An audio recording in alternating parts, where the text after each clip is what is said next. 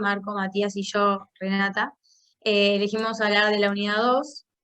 Y nada, queríamos hablar sobre esta unidad porque nos pareció interesante la manera en que los autores hablaban sobre la sociedad, las personas, y además también su manera de relacionarse con el relato de La Dama o el Tigre, que es muy, muy interesante. Que Julia lo quería pasar a explicar. A ver si puedes mutarla. Ahí. Dale. Sí, ahí está. Bien, Julia, vamos. Bueno, el texto La Dama o el Tigre habla sobre una sociedad en donde los crímenes se castigaban de una forma bastante particular. Había un rey que establecía órdenes y estas órdenes el pueblo estaba obligado a cumplirlos sin ningún tipo de contradicción. Cuando alguien cometía un crimen, esa persona era sometida a una arena, que es una especie de terreno que tenía público, donde iba todo el pueblo a ver esto, y en donde esa persona, cuando se encontraba ahí, debía tomar una decisión, que era elegir una puerta. Se encontraba enfrente de dos puertas y una había una mujer y en otra había un tigre, y estas puertas básicamente determinaban el destino de esta persona, porque si abría la puerta de la mujer, esta persona se tenía que ir con esta mujer para el resto de su vida, sin importar si tenía familia o otra cosa. Y si abría la puerta del tigre, claramente iba a ser desgarrado por el animal. Ahora vamos a seguir explicando el trabajo. La primera pregunta dice, teniendo presentes las concepciones de Emilio Durkheim, ¿qué tipo de solidaridad se genera entre los habitantes del reino descritos en el texto? Bueno, como bien sabemos, Emilio Durkheim fue un sociólogo muy relevante para esta ciencia, y una de sus obras más importantes fue El suicidio, en la cual señala la felicidad del ser humano, que solo es posible si no exige más de lo que puede ser acordado, digamos. Si el hombre planea fines inaccesibles, cae en decepción. Y todo esto pasa dentro de un orden social con normas e instituciones. Entonces es acá cuando hablamos de que Durkheim destaca dos solidaridades, asociación entre individuos. Por un lado está la orgánica y por otro lado está la mecánica. La orgánica trata de una sociedad individualista, heterogénea, donde las personas tienen tendencia a pensar y a vivir con independencia de los demás, sin sujetarse a normas generales, digamos. Este tipo de comunidades son industrializadas, modernas, grandes, más que nada como en la actualidad. Y supone diferenciación entre individuos que, como consecuencia, recurre a conflictos. Y en su oposición se encuentra la mecánica.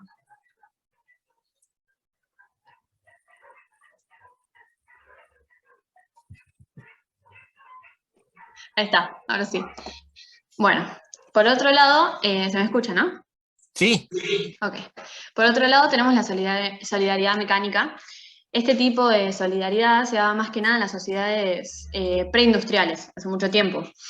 Hace referencia principalmente a la homogeneización de la comunidad, es decir, todos poseen las mismas creencias y actividades, y cuando hablamos de las mismas actividades, estamos hablando de la poca división de trabajo que hay. Esta es una gran diferencia con la solidaridad orgánica que explicó recién Renata, y bueno, en este tipo de sociedades hay muy pocas diferencias entre los humanos, digamos, y estas pocas diferencias hacen que haya una conexión y una unión muy grande con las personas. Entonces esto reduce mucho el conflicto entre estas personas. Generalmente se dan en comunidades pequeñas y generalmente son muy unidas debido a la poca diferenciación que hay. No importa la posición social que tengan, es decir, no hay diferencia social, van a cumplir todas las mismas funciones y actividades. Y como ya dije, bueno, esto genera una conexión muy grande entre el grupo. En el texto que tratamos, que es La Dama o el Tigre, la solidaridad que más asemeja es la solidaridad mecánica. Bien. Y hablamos de semejanza, ya que no es en su totalidad. Este texto no plantea la solidaridad mecánica en su totalidad, solo parte de ella. Esto se debe a que no existe una sociedad que no tenga ningún tipo de diferenciación. Durkheim la plantea la orgánica y la mecánica, pero es muy poco creíble la mecánica, porque no se ve reflejada en nuestra realidad. No existe ninguna sociedad que no tenga ningún tipo de diferenciación.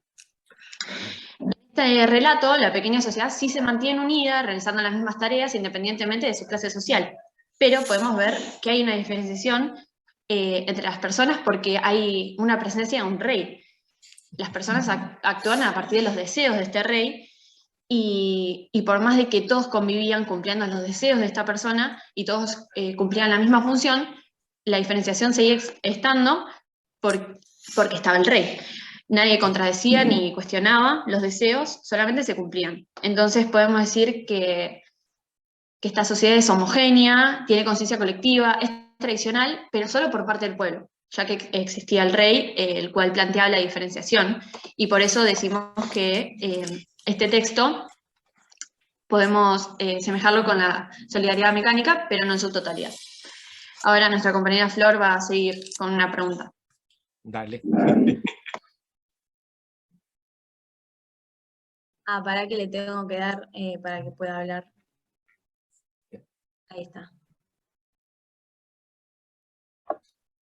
Ahí estamos, sí. Ahí está, ¿se escucha? Sí. Sí, se escucha, Florencia. Listo.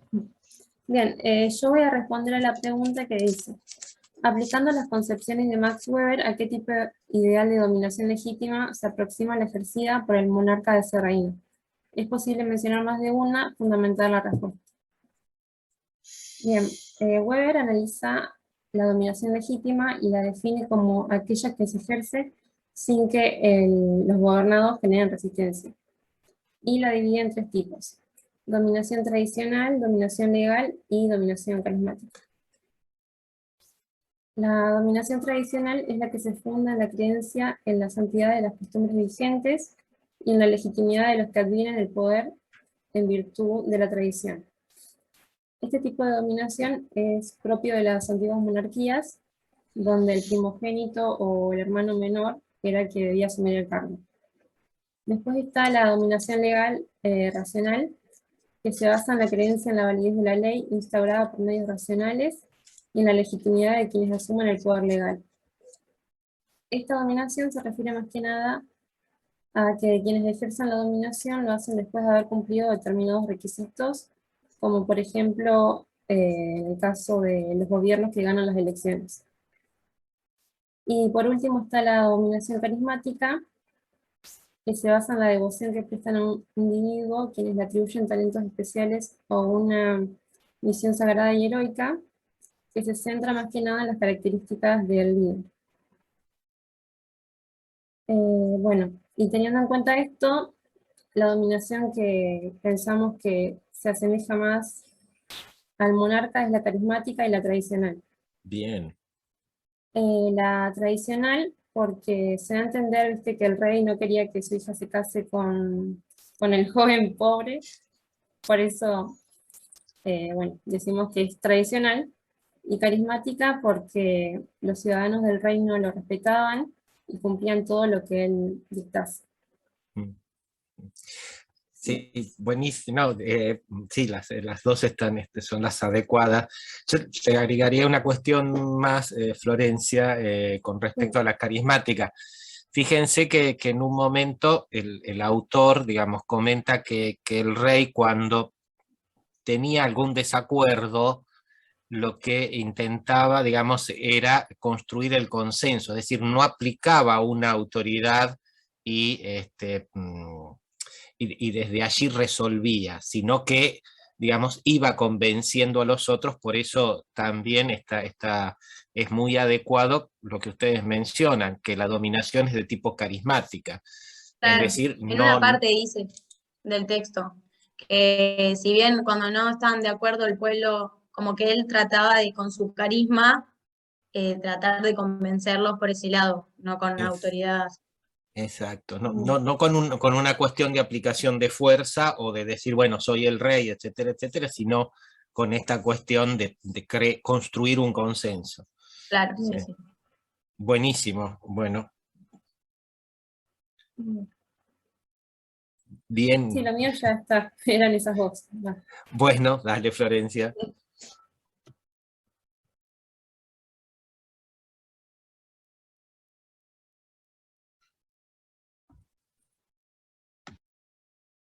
Hola, ¿se escucha? Sí, sí, Marco, dale. Ahí está. Bien, yo voy a hablar de la última pregunta con Matías. Dice, utilizando las conceptualizaciones de Karl Marx, ¿qué sectores sociales pueden observarse en la sociedad descripta? Puede advertirse que algún grado de conflicto o conflictos entre ellos, ¿de qué forma se solucionan? Fundamental respuesta. Bien. Karl Marx fue un economista sociólogo que es muy conocido por su crítica al sistema capitalista. Él habla de dos sectores, un sector que es la burguesía y otro que es el proletariado. Él, haciendo referencia a la burguesía como el sector dueño del capital y las materias primas, y el proletariado como aquel que las trabaja, generando así una plusvalía, que es la ganancia de la burguesía. Entonces, él lo que critica es un antagonismo de clases, debido a que los trabajadores eran quienes realizaban la mayor parte del trabajo y eran ellos quienes debían quedarse con el fruto de su trabajo, ¿no? Entonces, en el texto de La Dama o el Tigre, podemos destacar al rey como la burguesía y al proletariado como el resto del pueblo. Después fue evolucionando la visión marxista, que de eso algo va a hablar mi compañero Matías. Dale.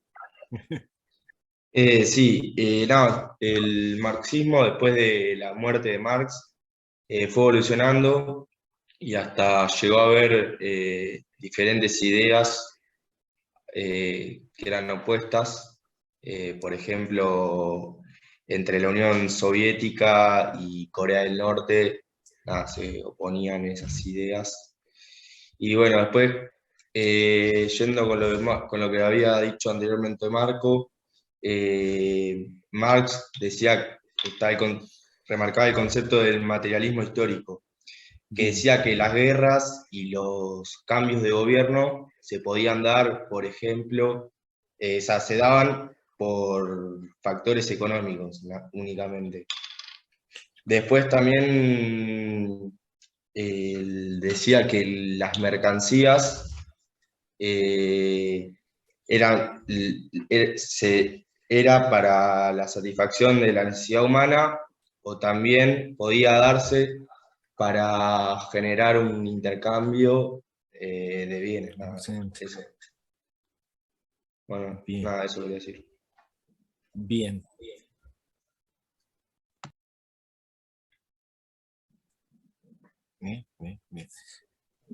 Bueno, Bien. estaríamos.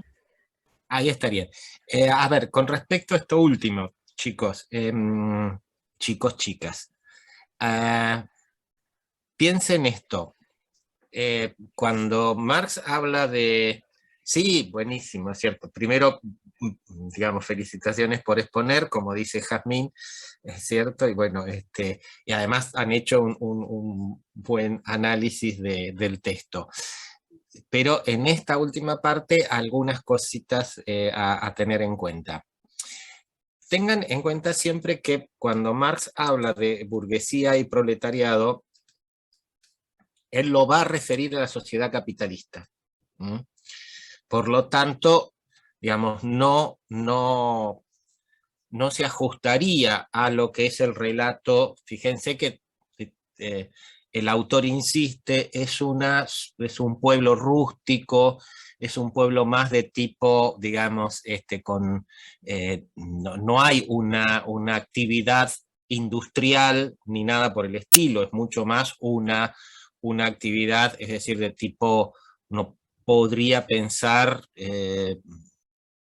rural, por decirlo de alguna forma, o algunas cuestiones de artesanado. Por lo tanto, digo, no, en términos marxistas, no podemos hablar de clases sociales en ese tipo de sociedad. sí podemos hablar de divisiones sociales entre sectores, que eso, digamos, lo marcaba, digamos, Julia cuando habló de Julia o Renata, no me acuerdo, o por ahí lo marcaron las dos, cuando hablaban de los conceptos de Durkheim, de solidaridad mecánica y orgánica, diciendo que no hay una sociedad totalmente homogénea. Durkheim, digamos, tampoco lo plantea del todo así, sino que dice que hay menor diferenciación. Pero, digo, dejémoslo. En este sentido, digo, a pesar de no poder aplicar el concepto de clases en esto, sí podemos aplicar el concepto de sectores sociales diferentes. Y ahí ustedes lo marcan bien la diferencia entre el rey, digamos, como obviamente el que tiene el dominio de esto, y el pueblo, que incluso, digamos, es el pueblo el que llenaba por ahí los asientos en esta especie de arena. La arena es como un gran estadio, es decir, con todas sus butacas, asientos, etcétera, etcétera, donde en el medio de eso se representa un espectáculo. Entonces, estaba el pueblo. Y ahora fíjense que hay también otra, digamos, el autor lo menciona un poco al decir que como que hay una especie de nobleza alrededor del rey, y que por eso digamos, aparece este conflicto. ¿Por qué? Porque este joven al que estaba, del que estaba enamorado enamorada la hija del rey, no pertenecía a esa nobleza, sino que pertenecía más al pueblo, etcétera, etcétera. Por lo tanto, digo, hay allí tres sectores diferenciados, que son, por un lado, el rey, por el otro lado, digamos, y la familia real, que, como ustedes bien marcaron, dentro de los tipos de dominación legítima de Weber, es el tipo tradicional. ¿Por qué? Porque la hija iba a suceder al rey. Y, digamos, después la nobleza, y después uno podría decir el pueblo, o los simples, como eran llamados, bueno, qué sé yo. Digamos, están estos tres sectores que están, digamos, en ese sentido diferenciados, y son, ya les digo, sectores sociales. No apliquen los conceptos de burguesía y de proletariado, porque no, ya les digo, corresponden mucho más a una sociedad de tipo capitalista, que no es la que está descrita en este texto, ¿no? Entonces, eso no les digo que envíenme esto como está. Lo que por ahí aclaro es para que por ahí los grupos que van a continuarles a ustedes, y para ustedes también, en el sentido de cómo manejar determinados conceptos. Y me queda la pregunta final. ¿Quién aparece? ¿La dama o el tigre? ¿Y por qué? Y entre todos dijimos que aparecía el tigre, medio Dije. final trágico, pero sí, porque fue como una decisión apurada de ella, y además los celos, viste, que se presentían por su lado, como que nos dio a entender ese final. Sí, bueno, nosotros la redactamos, pero después la va a leer, profe, pero básicamente asumimos que fue la puerta del tigre, porque se menciona muchas veces cómo le hubiera molestado a la hija del rey la idea de estar con otra mujer, su amado con otra mujer. Claro. Entonces, además, la decisión de decirle qué puerta elegir fue muy rápida. Entonces asumimos que fue la del tigre. Claro. Está bien. A ver, ¿le pueden habilitar el micrófono a Marco D'Agostino? Sí. Dale. Ahí. Marco. ¿Se me escucha bien? Ahí lo tenés. Bien, con respecto a lo que dijiste de Marx, a mí, hablé con una de las chicas, conocía la respuesta a la pregunta, que me costó mucho relacionar el trabajo a lo que piensa Marx, porque Marx es en sí mismo un crítico del capitalismo, y al no ser una economía capitalista, que no entendía la relación de la pregunta con el texto. Eso pasó. No, Marcos, pero está. Ahora vos fíjate que cuando cuando hablamos de Marx, yo les comentaba que Marx hace una diferenciación entre diferentes modos de producción, y él, digamos, menciona desde lo que es la comunidad primitiva hasta lo que sería digamos, lo que según él va a continuar al capitalismo, que es digamos, la sociedad socialista, Comunista, sí. en términos de él es comunista, y él pasa por la cuestión de lo que es, digamos, la economía feudal, que es un poco, ahí es donde sí aparece, digamos, o en donde nosotros podemos encontrar varias similitudes con cómo se compone la sociedad del relato o la sociedad que describe el autor de La Dama y el Tigre. Por eso lo preguntaba, porque digamos, la estructura social, fíjense ustedes que es una estructura social que está diferenciada mucho más en estamentos, y que pareciera que no hay posibilidad de pasar de un estamento a otro, o por lo menos no hay muchas posibilidades. Y esto tiene que ver precisamente con esta descripción que Marx hace del modo de producción feudal, sí, el modo de producción, digamos, sí, lo llama feudal, o del feudalismo, en donde nosotros tenemos, ya les digo, una diferenciación que es bien marcada y que no permite el ascenso. Por eso la aspiración de este joven con respecto a el amor de la princesa es vista como un delito, como un conflicto.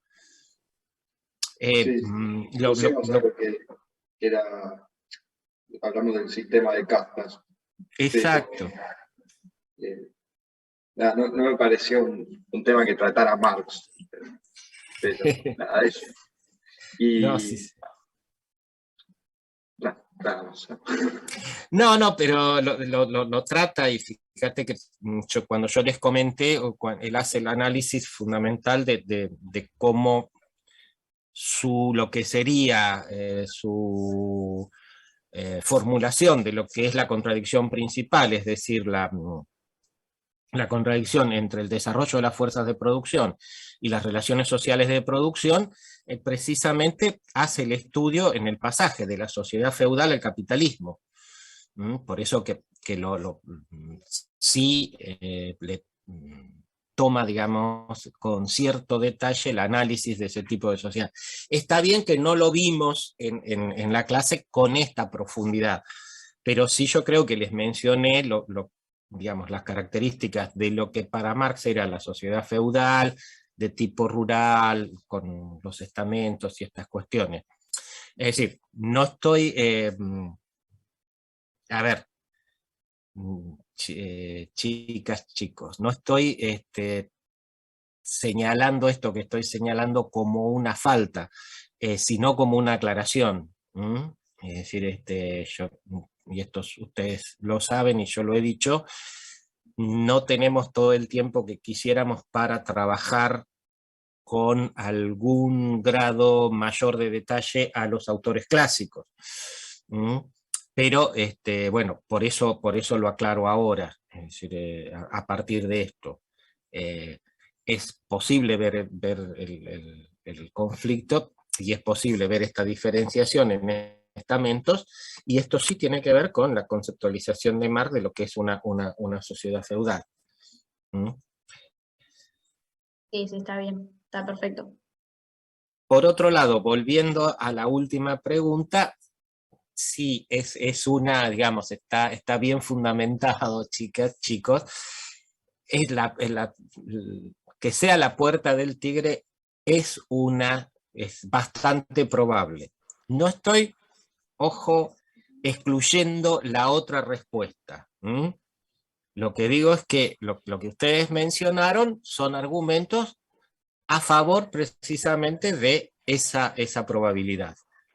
Como ustedes decían, el autor dice a la princesa no le hubiera gustado esto, además dicen, bueno, era un pueblo bastante salvaje o con costumbres, digamos, bastante rudimentarias, etcétera, etcétera. Por lo tanto, digo, hay una serie de puntas que el autor nos tira como para que uno piense que lo que va a salir de ahí es el tigre. Claro, ojo, es que cuando leíamos el relato y estábamos llegando al final y vimos que no había una decisión, dijimos, no, nos quedamos con la intriga, tipo, queríamos saber. Sí. Y ahí empezamos como a deducir y nada, en el momento como que nos salió primero por ese lado, como diciendo, no, ya está, abrió la del tigre, Sí, porque y después lo pensamos bien y nos dimos cuenta que es podría la ser opción cualquiera. más, sí, podría ser cualquiera, pero Era como la No, que más veíamos. sí, es más probable que haya elegido la otra puerta del tigre. Está bien, sí, sí, sí, sí.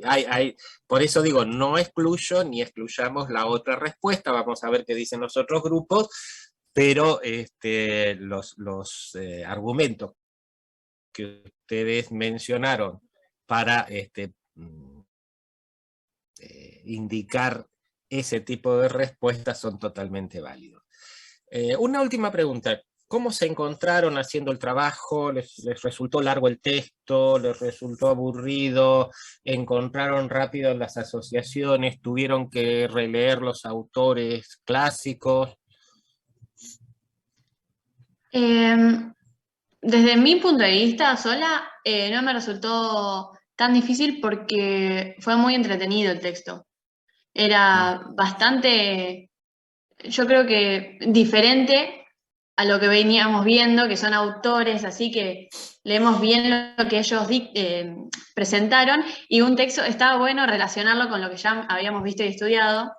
Aparte lo tenemos revisto porque es la unidad 2 que fue hace bastante, entonces estuvo bueno relacionarlo a eso. Y nada, yo creo que no fue tan difícil. No sé qué piensan los demás, pero No, estuvo Está bien. entretenido. está buena la parte de poder aplicarlo a un relato y ver bien ahí los conceptos, cómo los autores aplican, digamos, en distintas sociedades y que es verdad que, por ejemplo, la mecánica es así, la orgánica es así, cómo diferenciarla. Eso está re bueno porque además te queda más grabado, digamos. Y a mí me re gustó el trabajo y el texto también. Me pareció Bárbaro. súper interesante. Bien, los otros integrantes del grupo coinciden, no coinciden con esto que están diciendo Julia y Renata.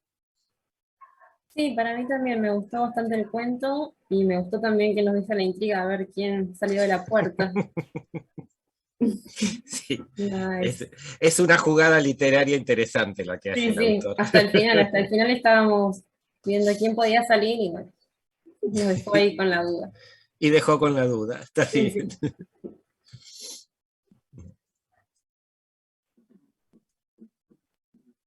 Sí, yo también coincido con los chicos. Bárbaro, Matías. Marco, también te resultó por ahí. No.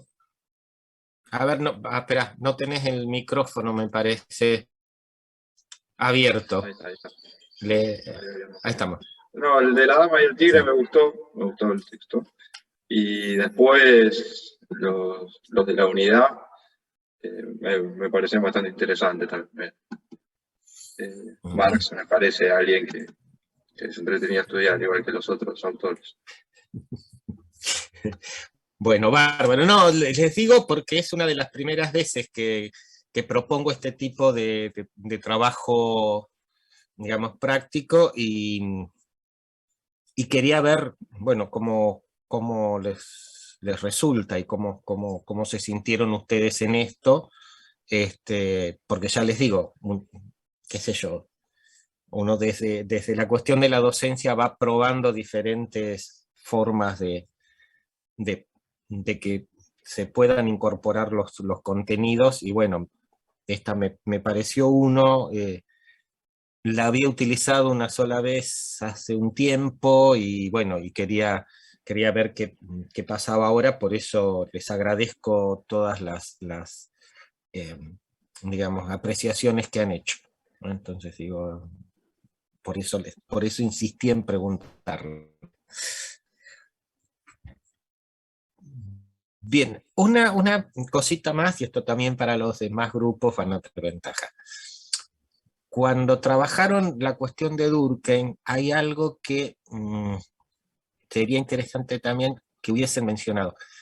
Y Durkheim dice que los tipos de solidaridad están atados a tipos de derecho. Dice, la solidaridad mecánica está, digamos, atada a un derecho de tipo represivo. Digamos, la violación a la norma lleva al castigo. En las sociedades con solidaridad orgánica, el derecho es restitutivo o cooperativo. Es decir, lo que se intenta con el derecho en las sociedades con solidaridad orgánica es reconstituir la situación anterior. Por ejemplo, si nosotros pedimos un préstamo, qué sé yo, y bueno, nos fue mal económicamente, es decir, y tenemos dificultades para pagarlo, ¿qué es lo que se pacta? Digamos, que vayamos a la cárcel, no, a quien nos prestó les interesa cobrar. Entonces, bueno, reformulamos las cuotas, o etcétera, etcétera, etcétera. Entonces, es decir, teniendo en cuenta esto, fíjense que el tipo de derecho o el tipo de justicia que aplica el rey es un derecho represivo. Violás bueno, acá, digamos, va un juicio de tipo, está bien, divino, pero, digamos, te salvás o te morís. No hay otro, por eso digo, es bien represivo. Entonces es un dato digamos, es un dato también para tener en cuenta para responder en cuanto al tipo de solidaridad. Pero chicas, chicos, muy buen trabajo, me gustó el análisis me gustó, eso es una pavada, digamos que no lo dije. Me resultó, digamos, muy interesante ver cómo antes de dar una respuesta hicieron una revisión de los conceptos y los presentaron. Y entonces allí sí dijeron, bueno, optamos por optamos por el otro. Entonces digo, esto es una cuestión de rigurosidad que me parece muy adecuado que lo hayan realizado. Así que muy buen trabajo, envíenmelo allí y yo en esta semana les envío las respuestas. Buenísimo, profe, muchas gracias. No, de nada. Sí, muchísimas gracias, profe. De nada, Juli. ¿Los demás quieren decir algo? Está abierto el chat.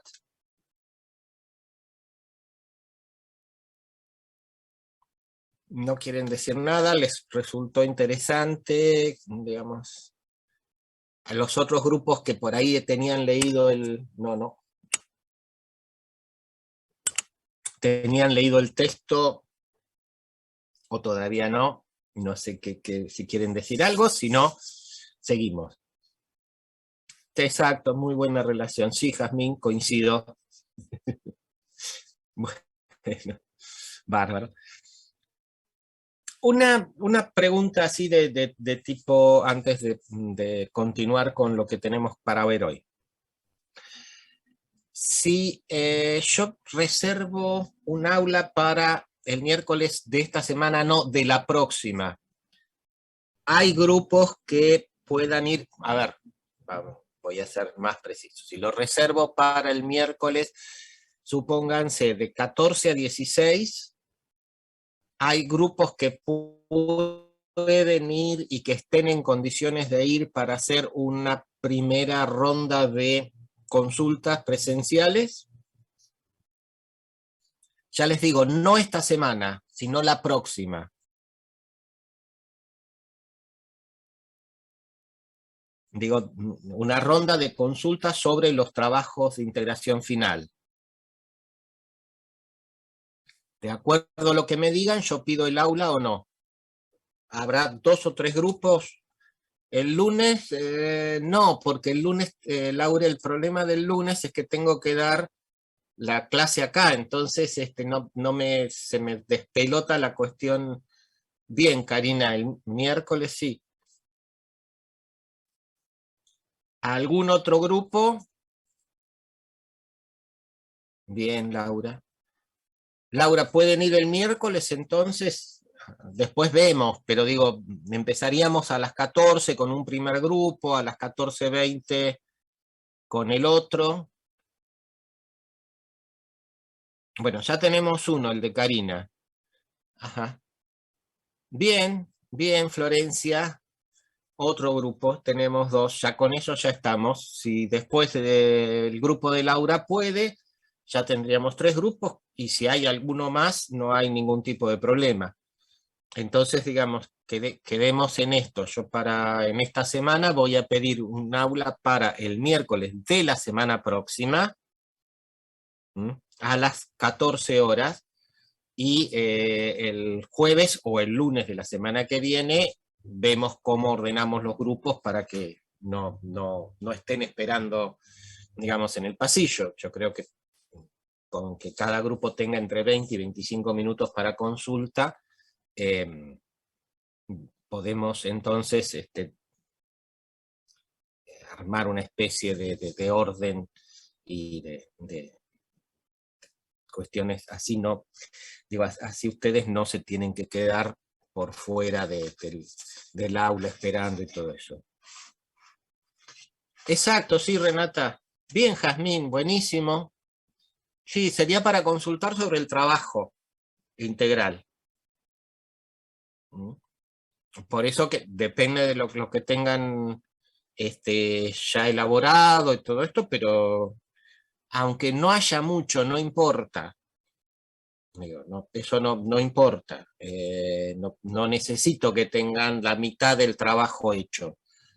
La cuestión es que sea algo y después incluso podemos ver una segunda o una tercera instancia de consultas presenciales que no excluyen.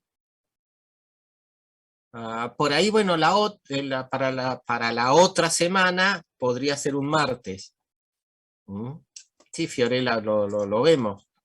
En esta primera, bueno, quedemos para el miércoles. Y después para la otra yo puedo pedir un martes. También más o menos a la misma hora. Bien, bien, bien, Fiorella. Entonces, sí, ya... bueno, o quieren que pida directamente para el martes en esta. Díganme, digamos, yo pensaba pedir para el miércoles, pero ¿les parece que si todos los grupos están de acuerdo, yo lo pido para el martes? Cualquiera de los días tenemos aulas. No sé qué dicen los otros grupos que ya habían dicho de ir el miércoles. Sería el martes de esta semana, no el otro. No sé, a ver... no tengo acá un calendario, Florencia. Martes 7.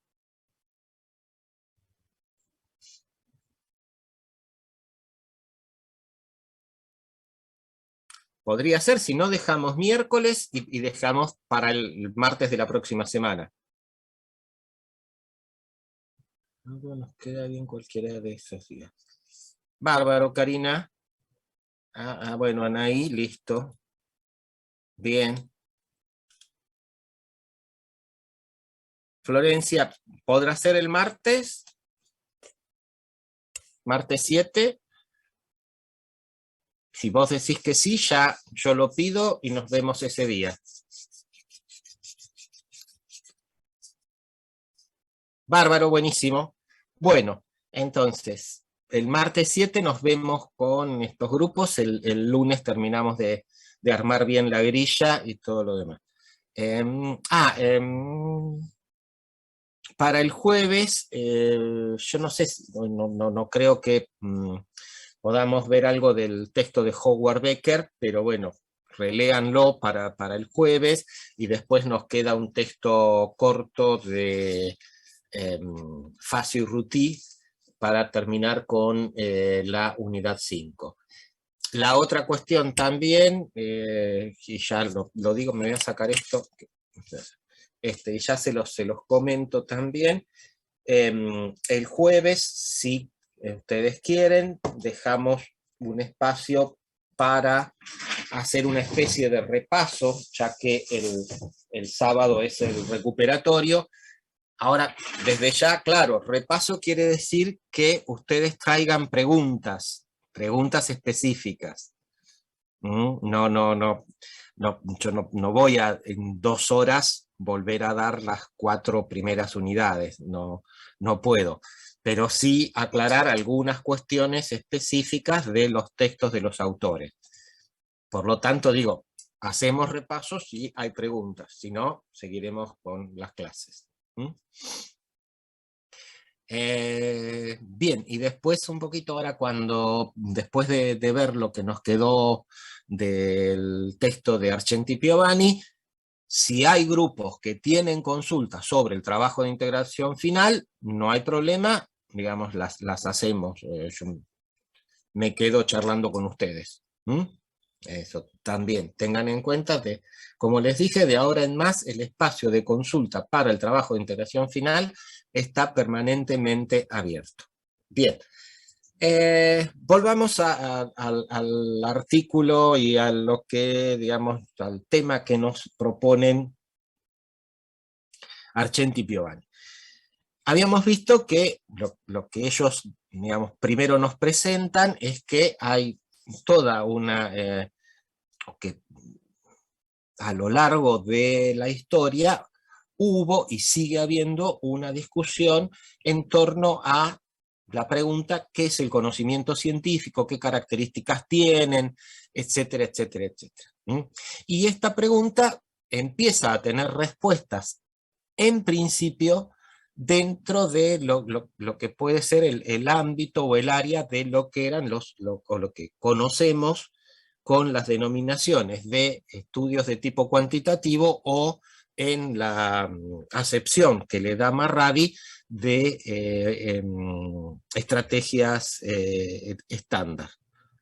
Y allí, bueno, la discusión es en cuanto a cuál es el lugar que ocupan los datos dentro y lo que ocupa la referencia empírica dentro del proceso de investigación, y la cuestión sobre la confirmación de datos para poder elaborar un enunciado de tipo general o la disconfirmación de estos que da los datos con respecto a las hipótesis para hacer lo mismo. Y también en el sentido que le da Kuhn, el empezar a comprender que el conocimiento científico de alguna forma es también un producto histórico, es decir, no hay una concepción universal y inmodificable de lo que conocemos por ciencia o por conocimiento científico, sino que esto, digamos, va de alguna forma teniendo definiciones o adjudicándosele características en diferentes momentos históricos. Y la otra cuestión que también nos agrega Kuhn, con por ahí muchos más énfasis que los anteriores, es que dentro del conocimiento científico no todo es ciencia. Es decir, que hay concepciones, hay visiones que tienen que ver con estas visiones del mundo, o lo que en términos de Marx podemos llamar, o de Gramsci, podemos llamar ideología en un sentido más general. Pero, digamos, son concepciones del mundo en cuanto a qué es lo que existe dentro de este universo o no. Bien, Esto más o menos es un rápido resumen de lo que vimos el jueves pasado. Ahora,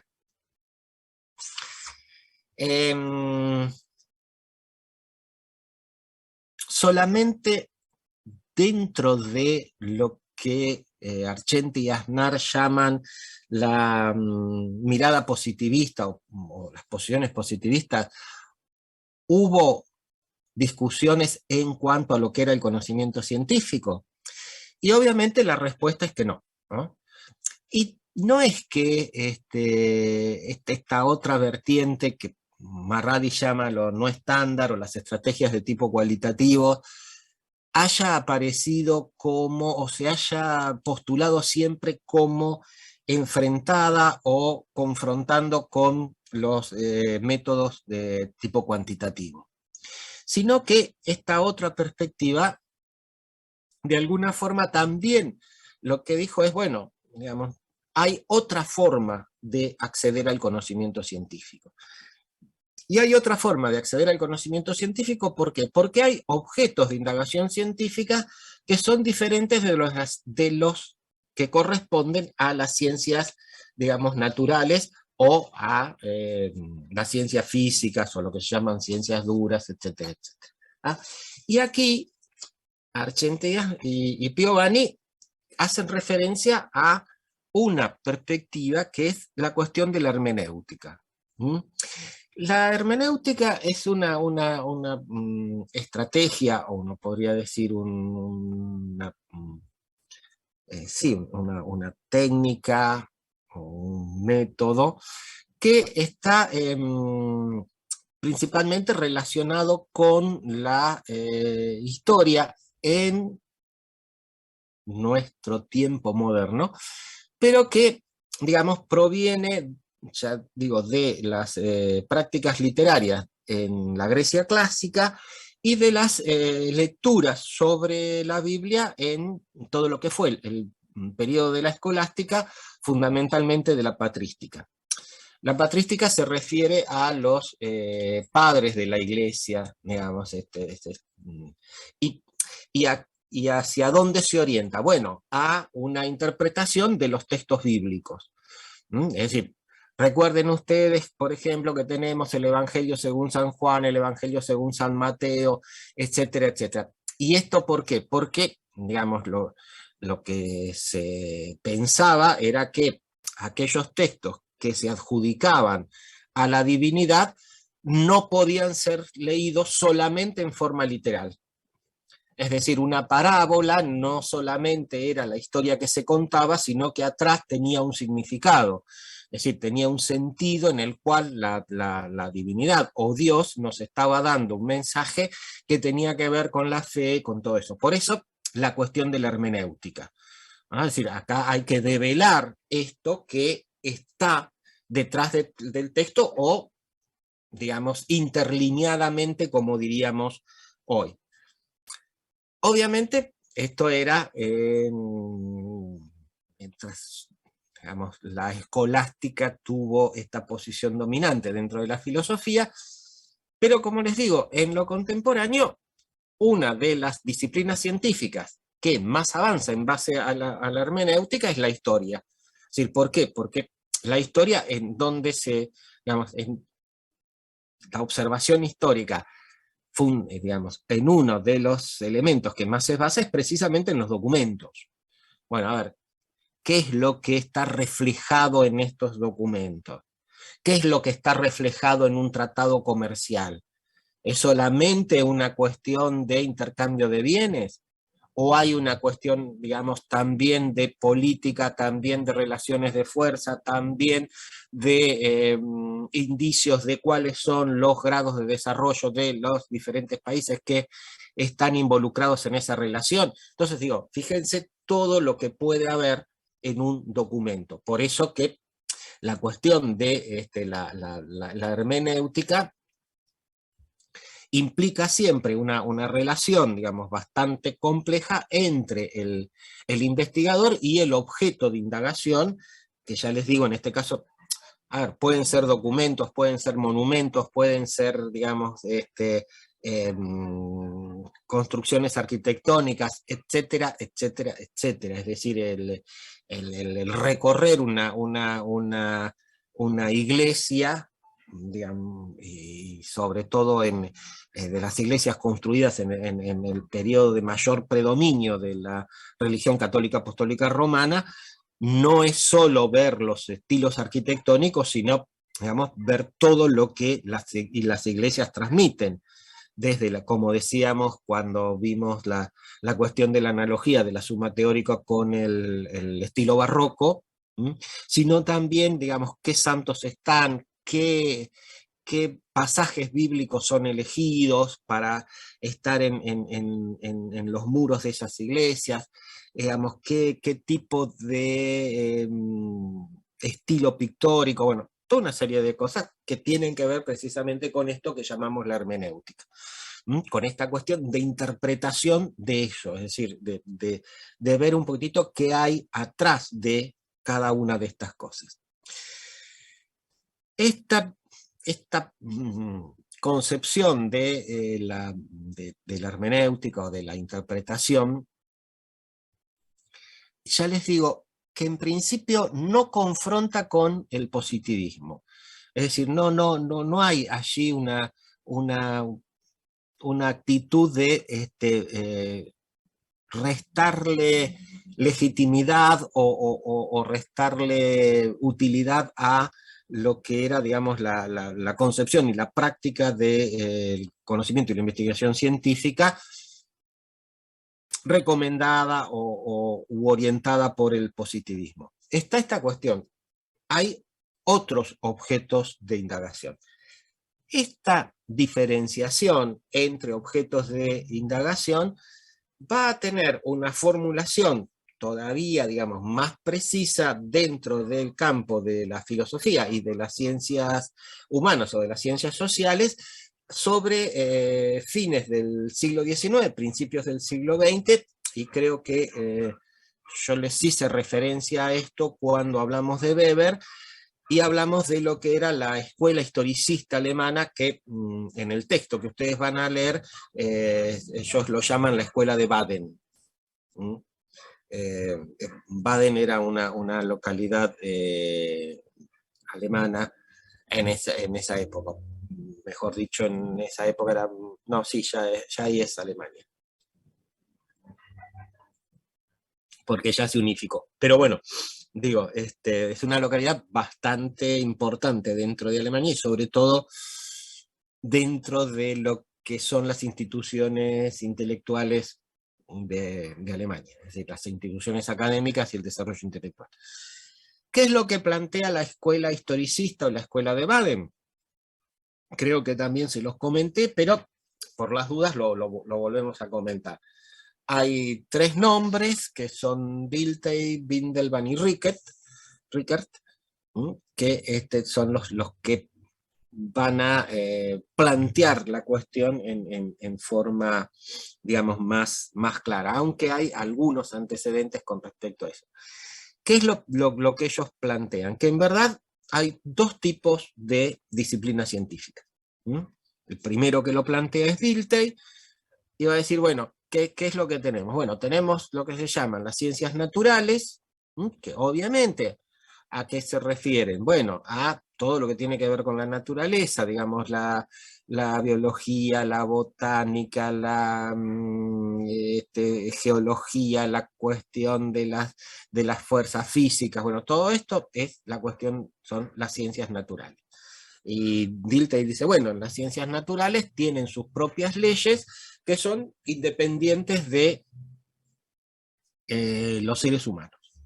Es decir, los árboles pueden crecer mejor si los regamos, pero, digamos, si no los regamos van a seguir creciendo igual si tienen algún régimen de lluvias, y van a florecer en determinada época, van a semillar en otras, y por lo tanto se van a reproducir independientemente de lo que nosotros hagamos. Que, reitero lo que dije en su momento, lo que nosotros estamos haciendo es precisamente joder bastante todo eso, por eso tenemos todo el despelote climático que estamos teniendo. Pero bueno, esa es otra cuestión. En los momentos sobre fines del siglo XIX, principios del XX, no existía eso, por lo tanto, los señores estos no se preocupaban por estas cosas.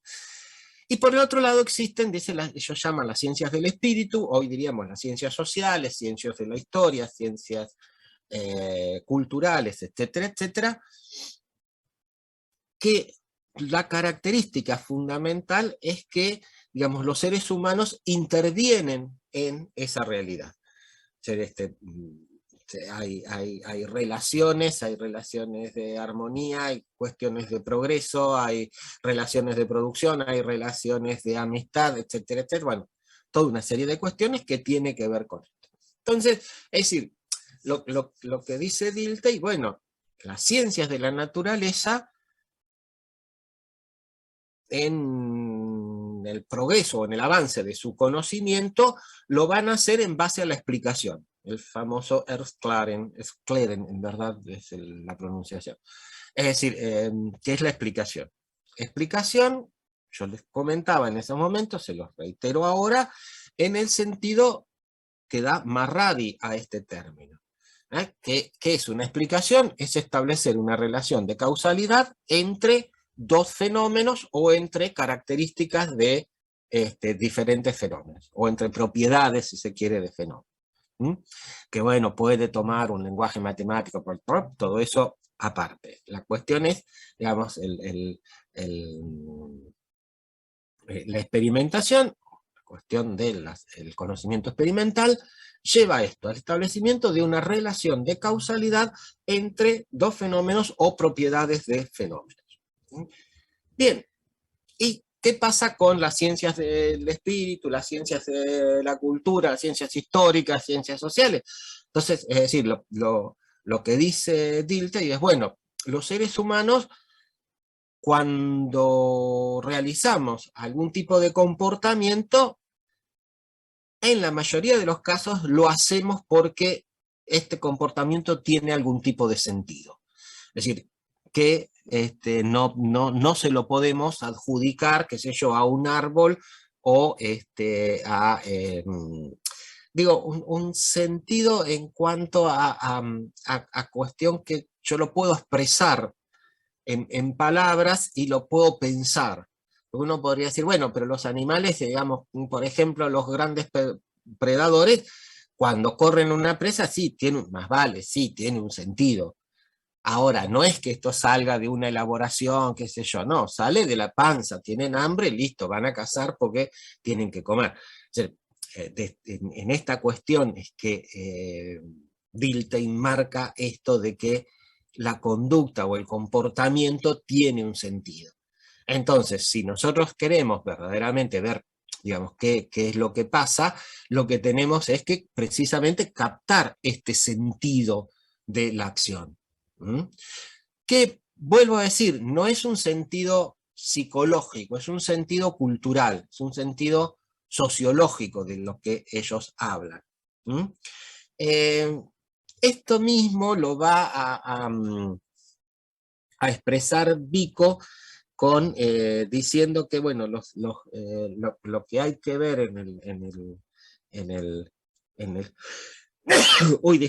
en el comportamiento es cómo estos comportamientos humanos se mueven por, digamos, lo que se llama la sabiduría práctica, que es la aplicación del buen juicio a la conducta humana. A ver, ¿qué es lo que diríamos? A ver, es lo que después Schulz va a llamar este acervo de conocimiento a mano. Es decir, estas cuestiones de sentido común, de conocimiento cotidiano, que diría Anderegg, que todos tenemos y que nos sirve un poquitito para movernos en nuestra realidad. Entonces, es decir, lo que dice Giambattista Vico con respecto a esto es coincidente con lo que están, digamos, en verdad Vico es anterior, pero digo, es coincidente con lo que va a plantear la escuela historicista. Es decir, lo que tenemos que captar es este sentido, esta cuestión, este ejercicio de esta, digamos, sabiduría práctica, que Vico diferencia de lo que es, digamos, la sofía, que es, digamos, la sabiduría en el sentido aristotélico, que es el establecimiento de esta relación de causas y efectos, es decir, la sofía es el elevamiento de las causas, es decir, el poner al descubierto cuáles son las causas de determinados, es decir, en este caso serían comportamientos, pero o de determinadas relaciones entre fenómenos. Bien, volviendo a la escuela historicista, entonces quien de alguna forma también va a marcar caracteres diferenciales es Windelband, que dice, bueno, las ciencias de la naturaleza son ciencias nomotéticas. ¿Qué quiere decir? Que pueden llegar a el establecimiento de enunciados generales o de leyes generales. En cambio, dice, las ciencias de la cultura son ciencias ideográficas.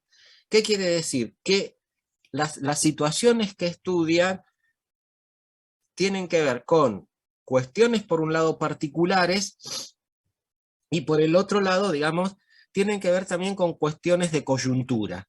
Por lo tanto, lo que está diciendo Windelband, pues, a ver, fíjense, si nosotros tomamos cuál es la propuesta del positivismo y la queremos cumplir a rajatabla, una de las exigencias para que el conocimiento que nosotros generemos pueda ser llamado científico del positivismo es que establezcamos un enunciado de, digamos, que lleguemos a la formulación de una ley general, ¿no?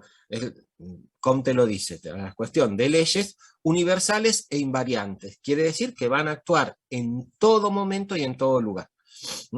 Lo que dice la escuela historicista es decir, no, esperá, a ver, acá hay una serie de fenómenos, procesos, etcétera, etcétera, que se dan en forma particular.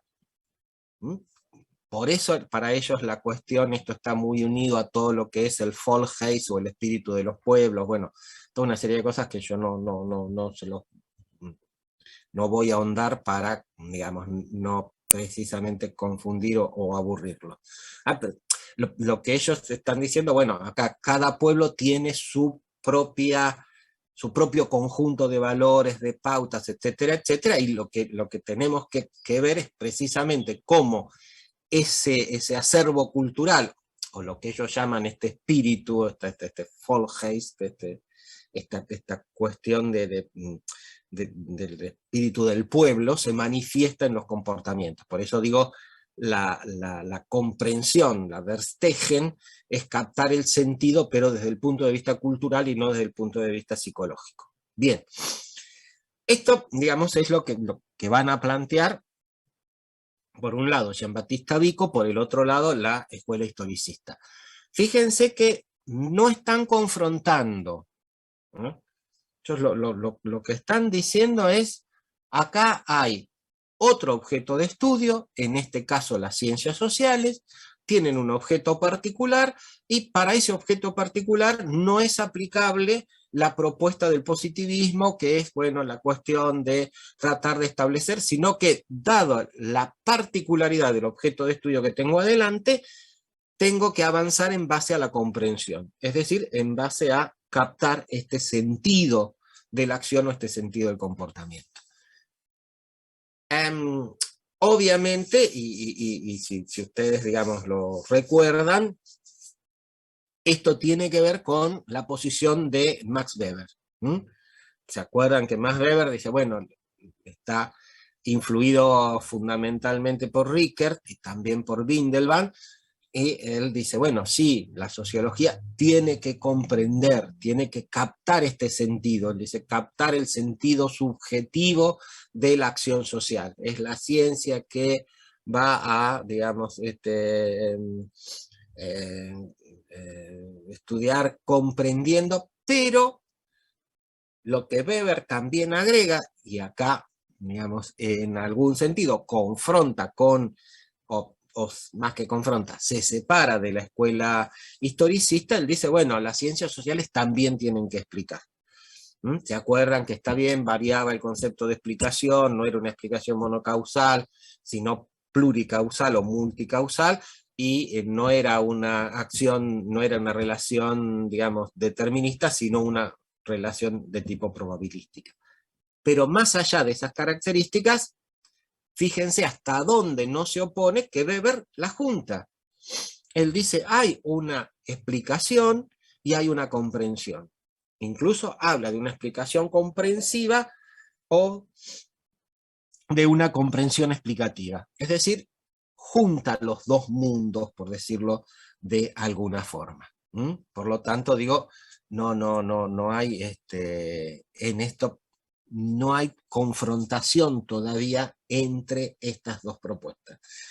Tampoco hay confrontación en el desarrollo y en los aportes de lo que fue la Escuela de Chicago en Estados Unidos sobre también finales del siglo XIX, principios del siglo XX.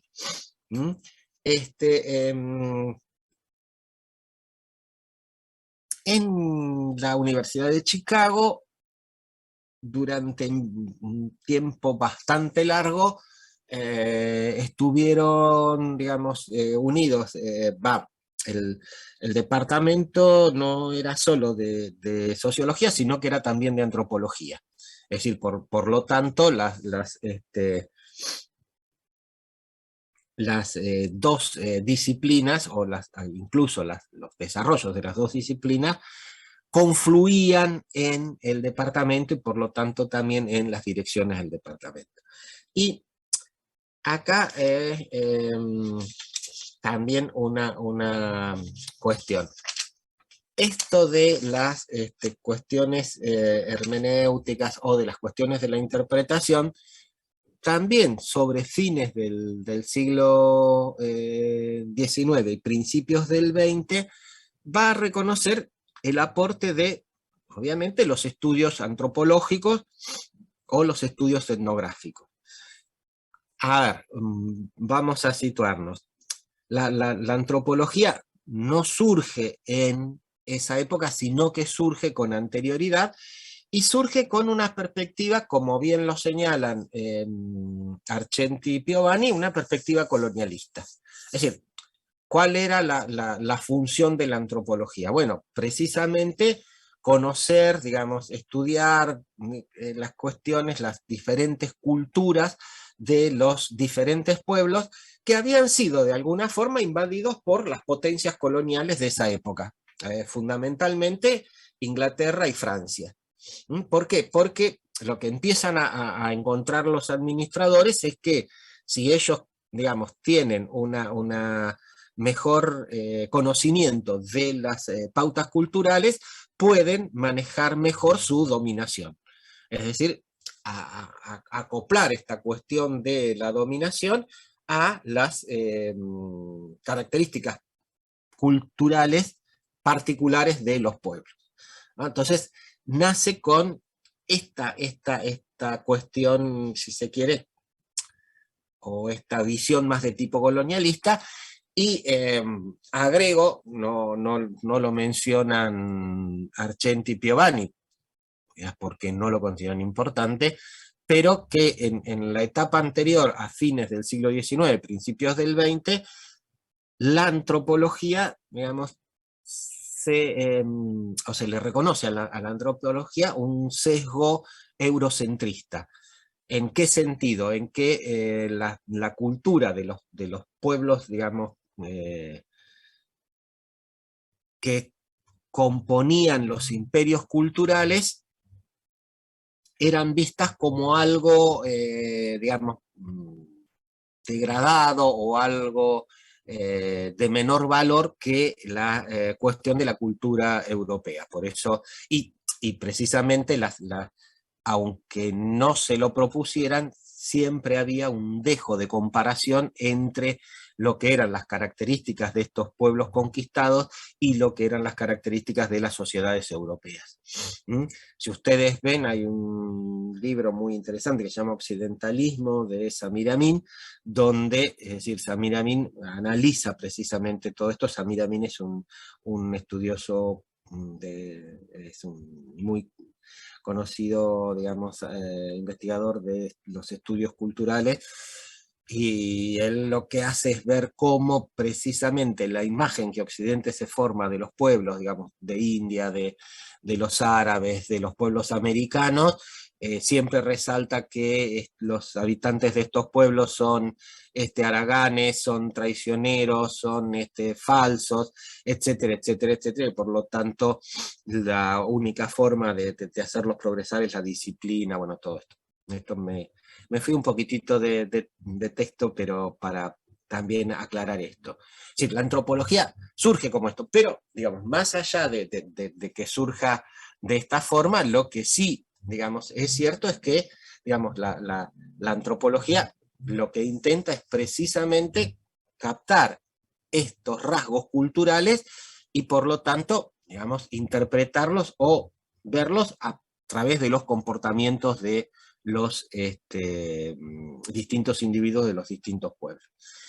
Esto, obviamente, digamos, a fines del siglo XIX, principios del siglo XX, va a variar. ¿Por qué va a variar? Porque esta cuestión de una concepción más de tipo eurocentrista deja paso a una concepción de relativismo cultural. Es decir, las culturas tienen peso y valor en sí mismas. Es decir, no es que una sea mejor que otra, ni nada por el estilo. En este caso, cuando se estudian culturas de pueblos diferentes, no hay una jerarquía. Entonces, digamos, la cuestión es comenzar a ver estas culturas desde lo que estas culturas ofrecen y no desde un lente que puede estar, digamos, teñido por todas las propiedades o las características de las sociedades europeas. Por lo tanto, digo, hay aquí, y no solo está esta cuestión de la interpretación, sino que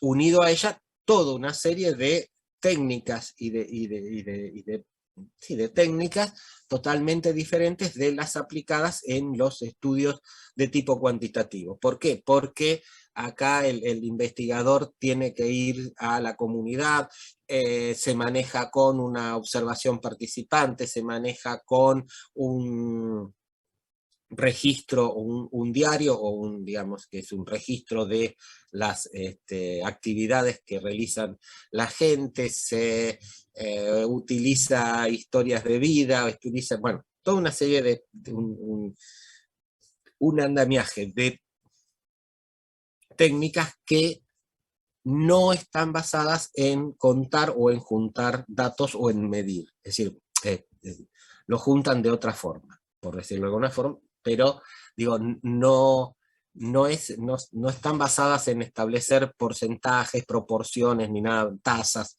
nada por el estilo. Digamos, los datos se juntan para precisamente interpretar. Bien, esta propuesta o este posicionamiento de la escuela historicista de los estudios antropológicos y de la tradición hermenéutica confluye precisamente, por un lado, en Alemania, en la escuela historicista, y por el otro lado, en Estados Unidos, en la escuela de Chicago, ¿no? Aunque, como verán, también, y esto también lo mencionan Argenti y Piovani, hay algunas discusiones en cuanto a si la escuela de Chicago está dentro de estas cuestiones, digamos, de la hermenéutica, porque por ahí no hay tanto énfasis en la cuestión de interpretación y de comprender de esta cuestión Verstegen weberiana, pero sí, digamos, los estudios que se hacen en la escuela de Chicago se basan fundamentalmente en técnicas de tipo que tienen que ver con estrategias de tipo cualitativa o no estándar. ¿Por qué? Porque son el estudio de los grupos, por ejemplo, minoritarios, digamos, étnicos o de género, o la cuestión de las pandillas, etcétera, etcétera, etcétera. Entonces, digamos, por eso son este tipo de estudios. O estudios como el campesino polaco en Europa y Estados Unidos, en donde, digamos, Thomas y Siniecki lo que hacen es ir viendo cuáles son las posiciones y los cambios en los sentidos y en los significados, y sobre todo en las concepciones del mundo, que se operan en los campesinos que emigraron de Polonia, llegaron a Estados Unidos, pero siguen manteniendo relación con sus familiares a través de las cartas. Es decir, el campesino polaco es un estudio que se realiza a partir precisamente del intercambio de cartas entre los familiares, digamos, de los que emigraron a Estados Unidos y conservan todavía familiares en el lugar de origen. En este caso era, digamos, Polonia. Allí Znamiecki va a acuñar, dos términos. Uno es el de la inducción enumerativa, que esto significa que los casos van a ser tratados como ejemplos de colectivos. Por eso digo, la inducción enumerativa tiene más que ver con una estrategia de tipo cuantitativa. Es decir, ¿por qué? Porque lo que yo estoy diciendo es, bueno, estos casos representan cuestiones de una comunidad, por eso la cuestión es que van a ser tomados como ejemplos de colectivos.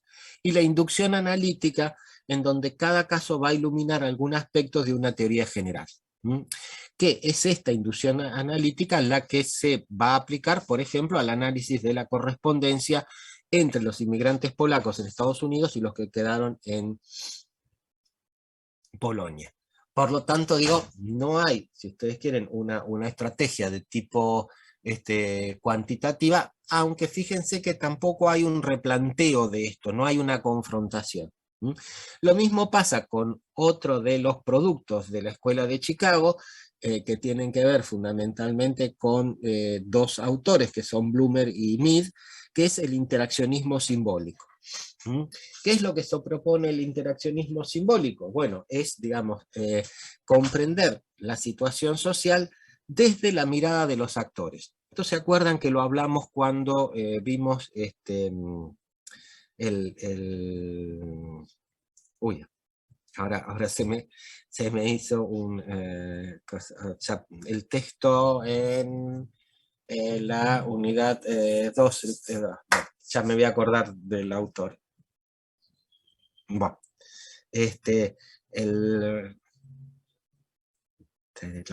bueno, ya, ustedes ya saben, es decir, del inglés, del autor que toma todas las diferentes corrientes del interaccionismo, el estructuralismo, etcétera, etcétera. Bien, pero digo, ya lo habíamos visto. ¿Qué es esto? Es decir, si nosotros vemos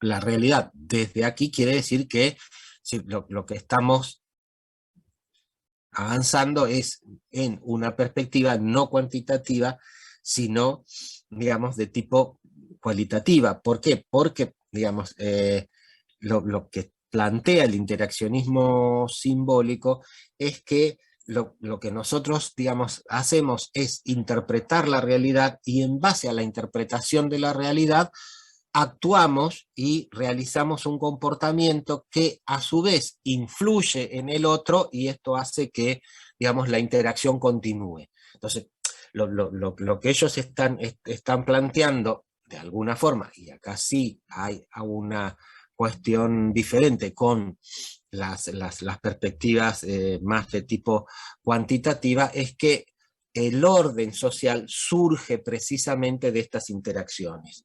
Es decir, y no que hay una estructura que de alguna forma condiciona los comportamientos, sino que precisamente es la interacción entre los individuos la que va a crear todo un conjunto de normas que después sí van a actuar sobre los individuos. En esto también se van a diferenciar de los estudios antropológicos clásicos, digamos, ya no aquellos que estaban orientados o que estaban asentados en una visión eurocéntrica, sino aquellos que estaban sentados en una visión de relativismo cultural.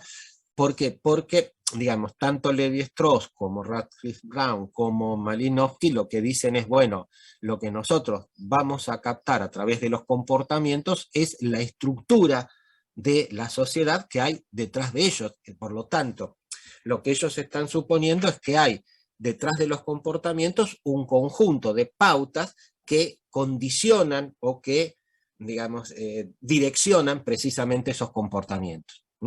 En el interaccionismo simbólico, esta cuestión, digamos, está un poco más discutida. Ahora, estas orientaciones, si bien, ya les digo, tienen, digamos, influencia en estos ámbitos, y digo Estados Unidos, los países europeos a través de la influencia de los intelectuales alemanes, comienzan a perder influencia o empiezan a ocupar un lugar secundario después de la posguerra, después de, digamos, terminada la Segunda Guerra Mundial.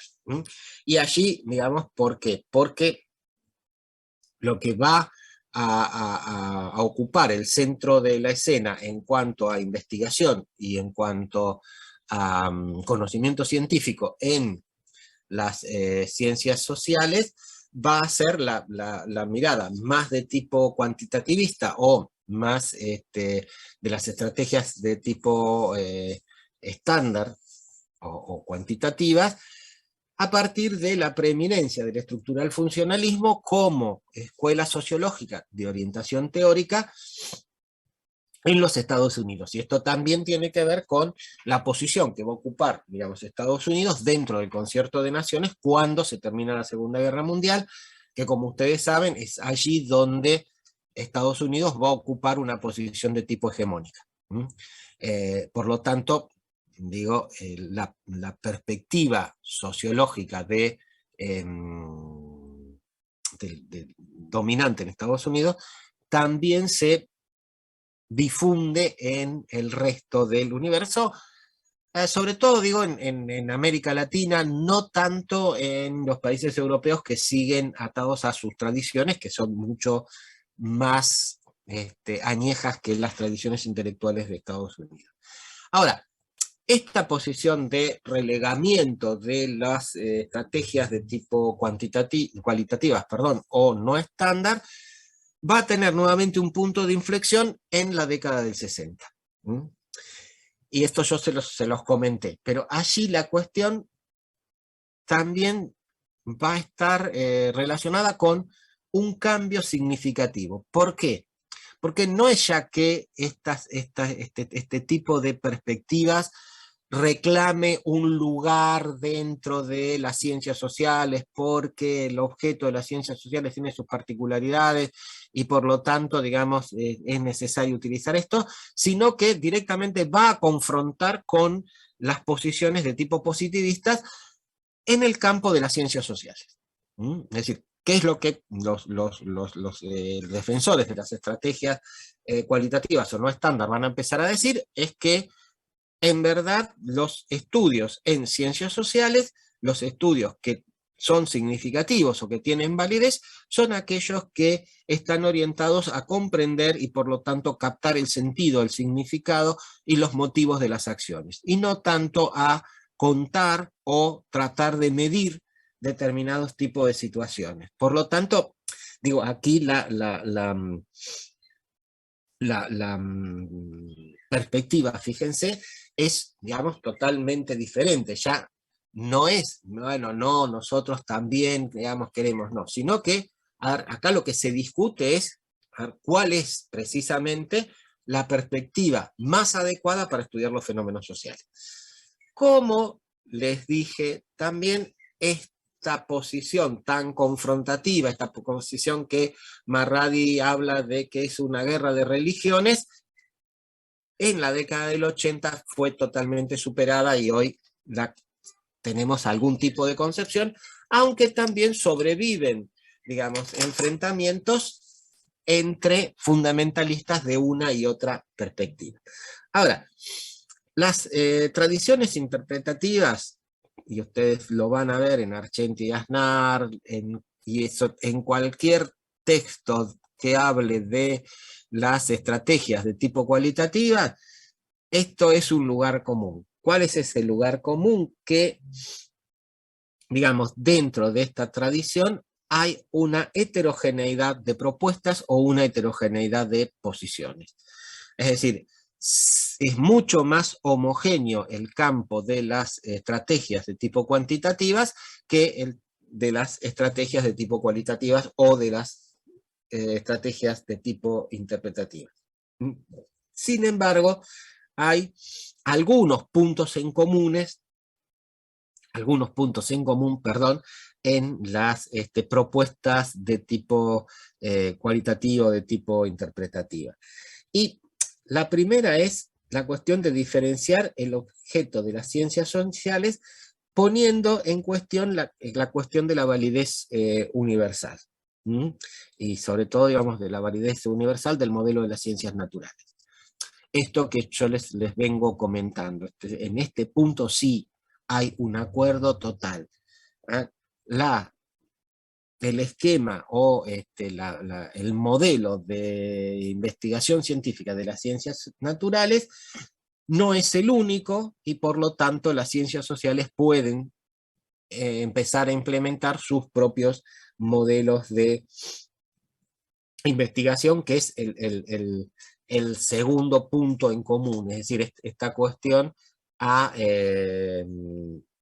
comenzar a elaborar una serie de instrumentos propios que no tengan como objeto la medición o el conteo de casos y la cuantificación de los mismos. Este es el otro punto. Y el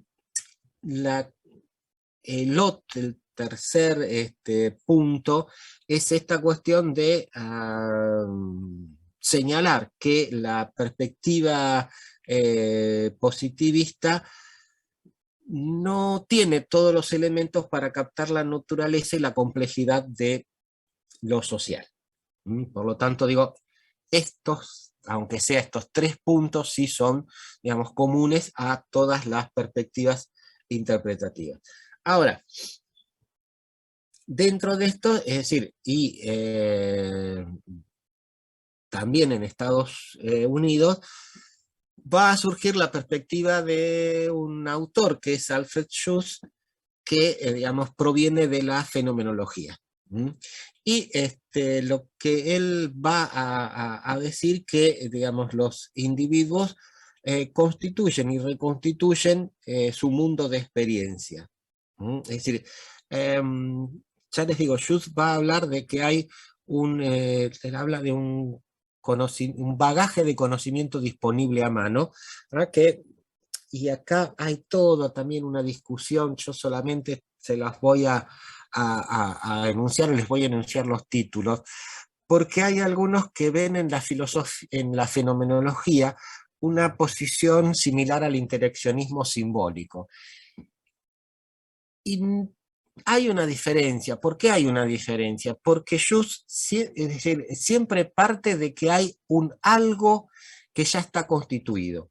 Y es este acervo o este bagaje de conocimiento a mano. Es decir, él dice, está bien, los seres humanos, digamos, constituyen y reconstituyen su mundo. Es decir, ¿en qué sentido? En el sentido de que lo interpretan. Pero ojo, no lo interpretan por fuera de cualquier tipo de pautas. No. Lo interpretan dentro de un mundo simbólico que ya está constituido. Lo cual no quiere decir que ese mundo simbólico sea inalterable, no, pero sí que de alguna forma orienta, de alguna forma, digamos, condiciona, etcétera, etcétera. Y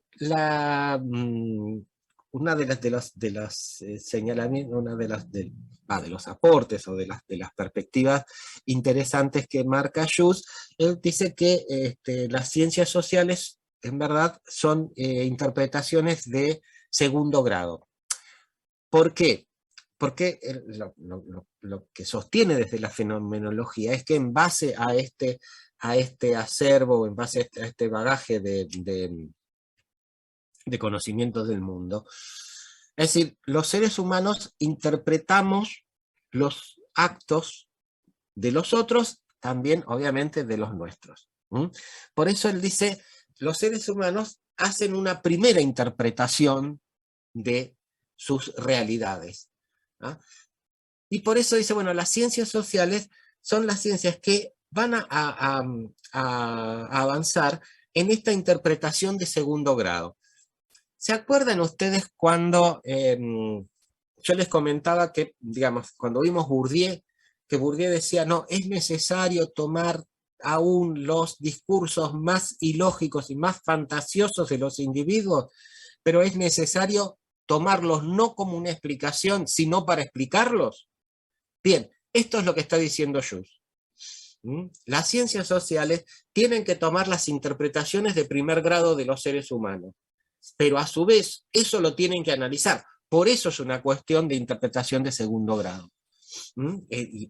Y esto tiene que ver con el papel de precisamente las ciencias sociales dentro de esto. Digamos, no podemos quedarnos con la interpretación del mundo que hacen los individuos. ¿Por qué? Porque detrás de esto hay otra cosa. Esa otra cosa es este acervo de conocimiento a mano, de conocimiento disponible, es cómo se forma este conocimiento, o si ustedes quieren, cómo se forma un sentido común que de alguna forma también está condicionando o dirigiendo nuestros comportamientos. Por lo tanto, la fenomenología de Alfred Schultz se ubica hacia allí. Fíjense que nuevamente estamos en el campo de lo simbólico, nuevamente estamos en el campo de la interpretación. Uno de los discípulos de Schultz es Harold Garfinkel, que él va a hablar de la etnometodología. Es decir, nuevamente, ojo, Garfinkel también lo que dice es, veamos cuál es la perspectiva de los actores desde los actores. Por eso que uno de los temas que para él van a resultar central es la producción, legitimación, cuestionamiento y reproducción del orden social por las actitudes interpretativas de los sujetos. Es, digamos, Garfinkel el que va a usar lo que se llama experimentos de estímulos disruptivos, que es, digamos, presentar comportamientos o actividades que de alguna forma no siguen lo previsible dentro de un tipo de relación. ¿Por qué? Porque a Garfinkel en la etnometodología, una de las cosas que le importa es cómo los seres humanos de alguna forma, cuando aparecen este tipo de fenómenos, lo que hacemos es intentar recomponer la situación que, digamos, de alguna forma nos resulta conocida y en la cual nos podemos mover con algún tipo de certidumbre. Entonces, esta cuestión de, digamos, de plantear estos actos disruptivos es lo que, digamos, hace que Garfinkel pueda poner en evidencia cuáles son aquellos factores que o bien cuestionan o bien llevan a la reproducción de un determinado orden político, social, económico, etcétera, etcétera. Pero siempre desde el punto de vista de la interpretación, siempre desde el punto de vista de los estudios micro. Otra de las corrientes que va a aparecer después de a partir de los 60, que va a replantear o que va a confrontar con el positivismo, es lo que se llama el constructivismo. Y aquí, ¿qué es lo que va a plantear el constructivismo? Aquí sí hay una ruptura muy fuerte. ¿Por qué? Porque, digamos, lo que toma el constructivismo es una parte de lo que tomaba, digamos, la fenomenología de Schultz. Es decir, en el sentido de que es precisamente, son los seres humanos, digamos, los que interpretan la realidad. Y por lo tanto puede haber una heterogeneidad y una diversidad de interpretaciones. Por lo tanto, si hay una diversidad de interpretaciones, dicen ellos, no podemos hablar de una realidad objetiva, sino que lo que tenemos que tener en cuenta es que acá hay, para diferentes actores, va a haber diferentes definiciones de un mismo acto o de un mismo fenómeno. Por lo tanto, va a haber diferentes definiciones o diferentes concepciones de la realidad. son estas realidades, estas concepciones de las realidades, los que entran en juego en las interacciones y que por lo tanto construyen nuevamente una realidad social en el sentido de individuos que están relacionados y que, digamos, continúan las relaciones. Es decir, por lo tanto, el constructivismo en esto sí es bien enfático. La estructura de la sociedad se arma sobre las relaciones entre los individuos, que en verdad son relaciones en base a las construcciones de la realidad que cada uno de ellos hace.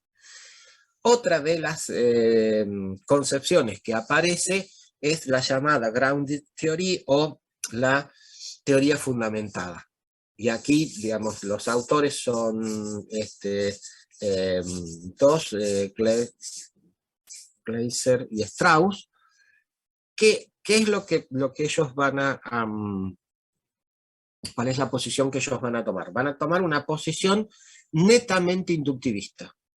Ellos van a decir, bueno, fíjense, ¿se acuerdan que yo les decía en el debate intrapositivista, una de las discusiones era qué lugar ocupaban los datos, digamos, si como inicio del conocimiento científico o en verdad como confirmación, porque se empezaba por las hipótesis?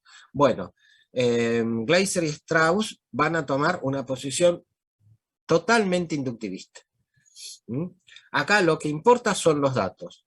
Hay que ir a la realidad, juntar los datos, y son los datos, a partir de estos datos, donde podemos elaborar algún tipo de teorías.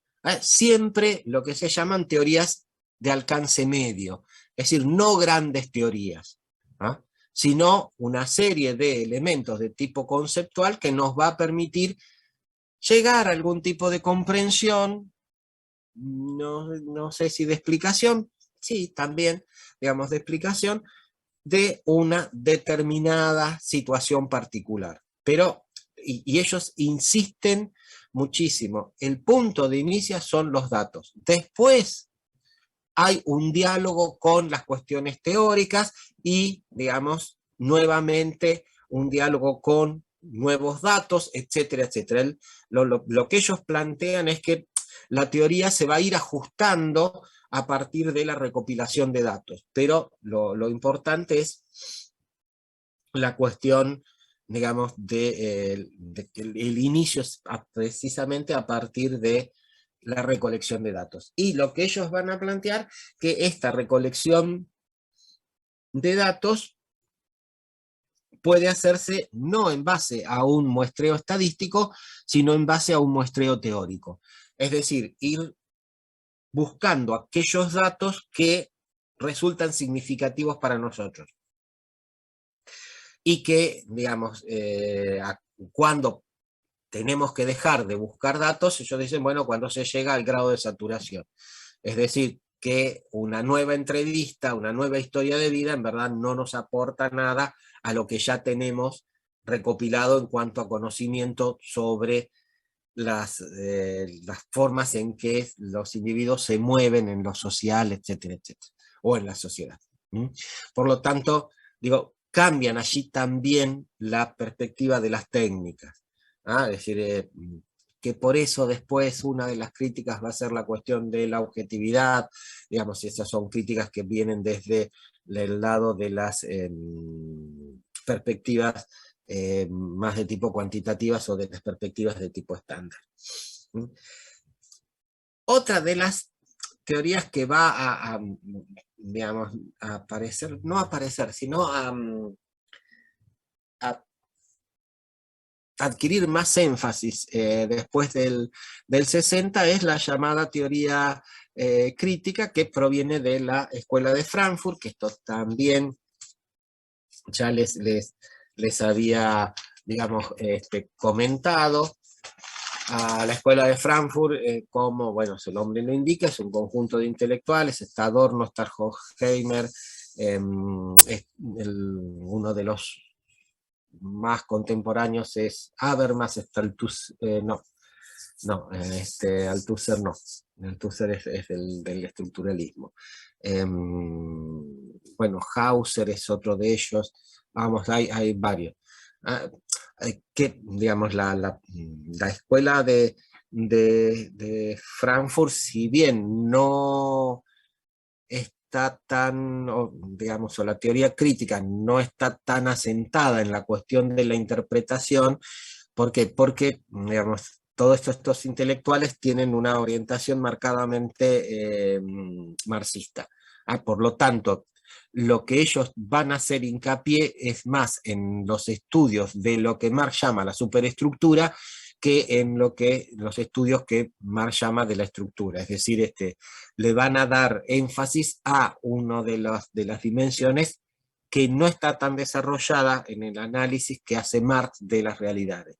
Por eso, pero ellos, ¿qué es lo que van también a decir? Que digamos, lo que van a establecer es una crítica fuerte al positivismo, sobre todo en la cuestión de que hay una, digamos, observación neutral y todo esto, y la cuestión de que nuevamente se inicien, bueno, hay también una crítica al inductivismo, y sobre todo una propuesta de que para conocer y poder, digamos, comprender y explicar lo social, hay que superar la división entre ciencias sociales. Ellos, digamos, arman la propuesta de que los estudios sociales tienen que marchar hacia lo que ellos llaman una transdisciplinariedad, es decir, una síntesis, no una sumatoria de las visiones de la ciencia, sino una síntesis entre las visiones de las diferentes ciencias de los sociales, llámese sociología, ciencia política, ciencias económicas, antropología, etcétera, etcétera. Pero lo que ellos, digamos, más van a tratar de investigar es precisamente estudios que tienen que ver con una crítica cultural y sobre todo con los estudios de cómo la dominación se ejerce a partir de una serie de elementos culturales para tratar de develar estos mecanismos de dominación y por lo tanto transformar las sociedades. Bien, hay también todo un aporte fuerte de lo que se llaman las perspectivas feministas, que en algún momento, digamos, se postuló como que podía haber un punto de vista, digamos, que se podía llamar o darle la denominación de feminista, y después esto también fue motivo de conflicto dentro del campo del feminismo, diciendo que en verdad lo que se estaban generando y gestando eran diferentes miradas de las perspectivas feministas. ¿Por qué? Porque lo que se había transmitido en principio era la mirada de mujeres heterosexuales blancas de clases medias. Sí, todo esto es interesante ver, digamos, cómo hay toda una reacción por parte de los movimientos feministas, por ejemplo, de los pueblos originarios o dentro de los países árabes, en donde difieren de las miradas de los feminismos occidentales, pero reclaman también la legitimidad de sus propios puntos de vista. Por eso digo, hay allí toda una discusión dentro del campo del feminismo que abre precisamente a una heterogeneidad de miradas. La cuestión es que, digamos, todo esto de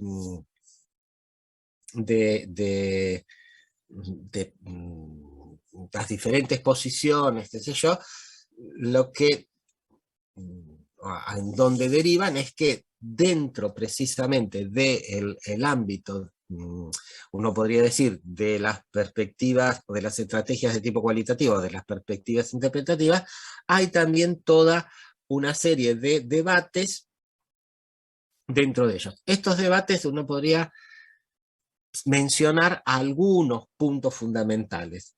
Por ejemplo, digamos, los debates dentro del campo de las estrategias cualitativas o de las estrategias no estándar están centrados por un lado en los criterios y la objetividad, centrando en cuál es el fundamento de las interpretaciones. Es decir, lo que se discute es cuáles son los criterios por los cuales se llevan adelante este tipo de interpretaciones.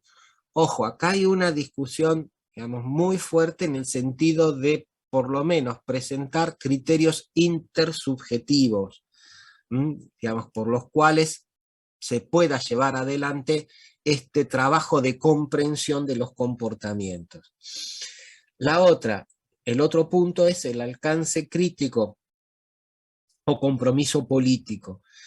Y esto tiene que ver con, digamos, con una crítica que los estudios de tipo cualitativo hacen a los estudios cuantitativos, que dicen que lo que intentan, hacia donde se orientan los estudios de tipo cuantitativo, es a describir la realidad, cuando la cuestión es transformar precisamente esa realidad. Fíjense que, digamos, hay ahí una vertiente que tiene que ver con algunas propuestas de Marx, en el sentido de que Marx decía que los filósofos hasta ese momento se habían dedicado a describir la realidad, cuando la función de la filosofía era precisamente transformarla.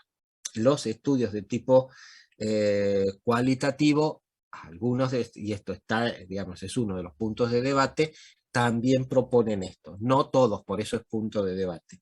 La otra cuestión es la autoridad del investigador. ¿Se acuerdan que Marradi decía que dentro de los estudios de tipo cualitativo se importaba, digamos, la figura del investigador, el investigador principal, y su historia, y su idoneidad, y sus competencias anteriores, y toda su experiencia, tenían mucho más peso que dentro de los estudios de tipo cuantitativo? Bueno, la cuestión es esta, es decir, cuáles son las capacidades de los investigadores para realizar ciertas cuestiones y llevar adelante ciertas investigaciones. Es decir, como diciendo, bueno, no todas las investigaciones son para todos. Acá hay que también tener en cuenta esto. Y el último punto de discusión es, digamos, el cómo manejar la confusión entre demandas psicológicas y demandas epistemológicas. Y esto tiene que ver por la relación que los investigadores de tipo cualitativo tienen precisamente con aquello que aparece como su objeto de estudio, es decir, es una relación desde lo cotidiano. Entonces muchas veces hay elementos de identificación que es necesario controlar, sobre todo en las interpretaciones que se hacen. Bien,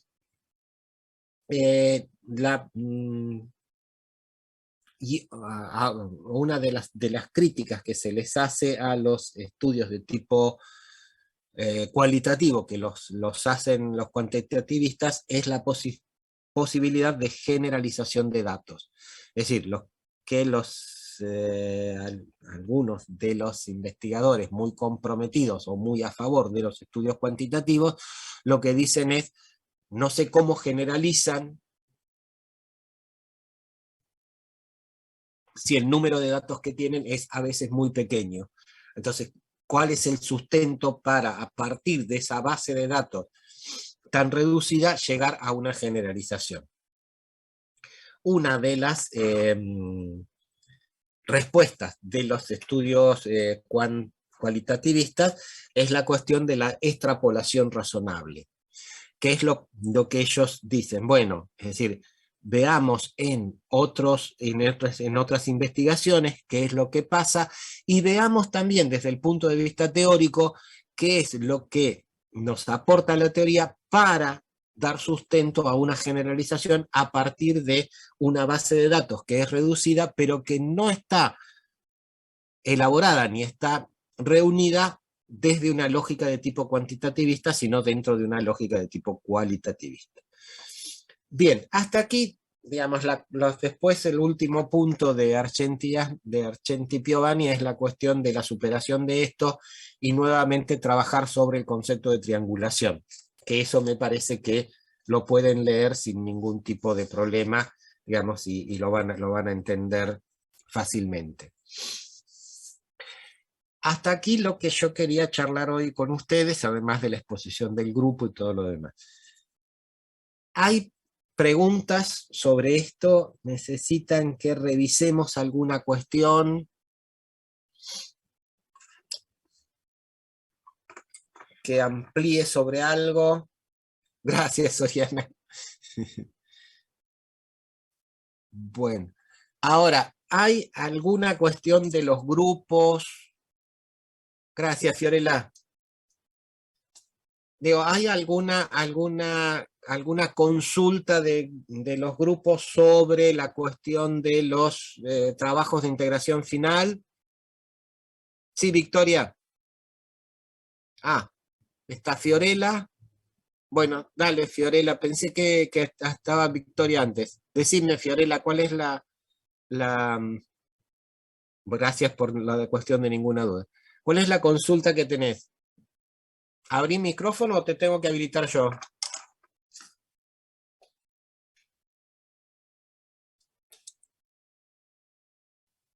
Hola, profe, ¿se escucha? Sí, ahora sí. Dale. Perfecto.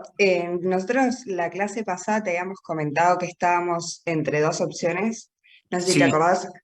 Bueno, nos terminamos decidiendo por la cuestión de la educación y teníamos pensado plantear como problema la capacidad logística y operativa del sistema educativo ante la situación de virtualidad durante la pandemia. Ajajaja. A ver, tendríamos que darle una vuelta, Fiorella, por el... A ver, ¿cómo mido la capacidad del sistema educativo? Es decir, A través de cómo respondieron, tipo, nosotros fuimos más por el caso de que hubo un montón de escuelas que no tuvieron clases, o capaz que no dictaban las materias normalmente, tipo, cómo se pudieron adaptar. pero eso vos decís en la... Espera que le habilito también a Anaí, no sé si quiere... Anaí, ¿sos del mismo grupo? Te habilité el micrófono por si querías aportar algo. No, yo ¿Me escucha ahora? Sí, te escucha, decime. Porque soy de otro grupo, solo levanté la mano porque quería preguntar después cuando ya termine de preguntar lo suyo, digamos. Ah, bueno. Entonces está bien, te dejo ahí. Seguimos hablando con Fiorella. Fiorella, ¿ustedes plantean esto durante la pandemia o post pandemia? Durante. Durante. Está bien, durante se suspendieron las clases. Sí. Eso, por lo tanto, digo, ninguna escuela dio clases durante En un torno a tiempo. la virtualidad, tipo, hubo un montón de escuelas que siguieron dando clases por Zoom. No, está bien, pero digo, perdón, tenés razón, a ver, yo me expresé mal. No es que no se dieron clases presenciales. Claro, sí. ¿Mm?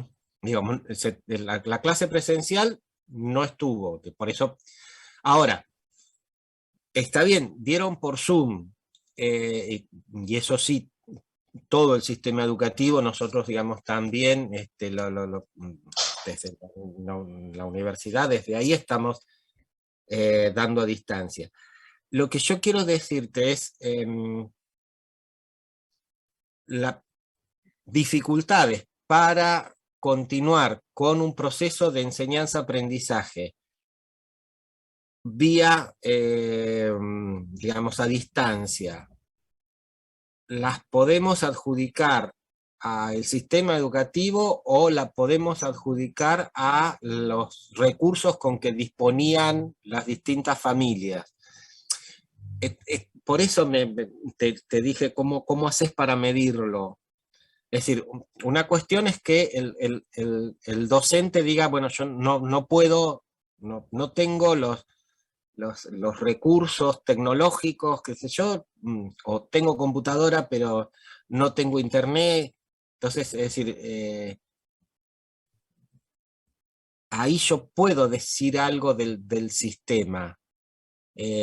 Ahora, si la respuesta fue, como fue en muchos casos, que los que no contaban con los recursos eran los chicos porque su familia no los tenía, ¿cómo hago entrar la cuestión de lo institucional? ¿Entendés hacia dónde, cuál es la Sí, pregunta, Fiorella? entiendo. Es decir, lo que ustedes me pueden decir es, bueno, precisamente es esto lo que a nosotros nos interesa. Es decir, ¿cuáles fueron las respuestas institucionales ante los problemas de conectividad? Claro. Sí, más por ese Está lado, bien, digamos. está bien. Pero entonces, digamos, no lo planteen como cuestión por ahí de limitaciones, sino precisamente de la pregunta de respuestas. ¿Hubo respuestas del Estado ante este tipo de situaciones? Digamos, la respuesta de alguna forma quedó en manos de las familias. Ok, lo deberíamos reformular un poco. Claro, porque yo no sé si son limitaciones del Estado, por eso digo, a ver, de alguna forma lo puedo poner allí, pero nuevamente, si yo ya parto de la cuestión de limitaciones, estoy de alguna forma sesgando la mirada. Cuando mucho yo después sí puedo decir, bueno, acá lo que tengo es una no respuesta o una respuesta limitada ante esto. Claro. Pero Nosotros lo habíamos planteado como la capacidad logística y operativa del sistema educativo ante la situación de virtualidad. está bien, entonces digamos, plantéenlo como la capacidad para dar respuestas ante la emergencia, qué sé yo, sí, de la pandemia y de las y de la modalidad de educación a distancia. Bueno, no, sí, pero más o menos, pero plantéenlo como capacidad de respuesta, me parece. Dale, Y ahí perfecto. tengan en cuenta esto, Fiorella, que la educación que resulta obligatoria hoy en Argentina, que es hasta el nivel secundario, está en manos de las provincias. Por lo tanto, también tengan en cuenta que el estudio no, digamos, lo que se va a estar midiendo son las respuestas de estados provinciales, no de un estado nacional. Por lo tanto, digo, céntrenlo en una provincia o en dos, cosa de comparar, por ahí, qué sé yo, provincias más grandes, más chicas, o, Dale, o más densamente pobladas o menos densamente pobladas, digo, por ahí las del sur que tienen, digamos, poblaciones más dispersas. claro. Plantéenlo en ese sentido, porque si no no les va a dar, digo, no lo puedo plantear a nivel nacional. Dale. ¿Mm? Perfecto, profe, muchas gracias por la ayuda. No, para nada, Fiorella. Bueno, y seguimos charlando después. Yo te voy bueno, eso se los voy a decir el jueves, pero voy a abrir un espacio para que me vayan enviando la formulación de los problemas. Anaí, a ver, te Justo abrí el le estaba micrófono. escribiendo para que me habilite el micrófono. Yo también le quería preguntar acerca del tema que queremos estudiar para que nos dé el visto bueno. Dale. Nosotros queríamos investigar sobre la información, pero ya le pusimos un título también y más o menos hicimos un borrador de lo que queremos ir tocando y bueno, le voy a comentar eso. El título es El impacto del libre acceso a información ilimitada y queríamos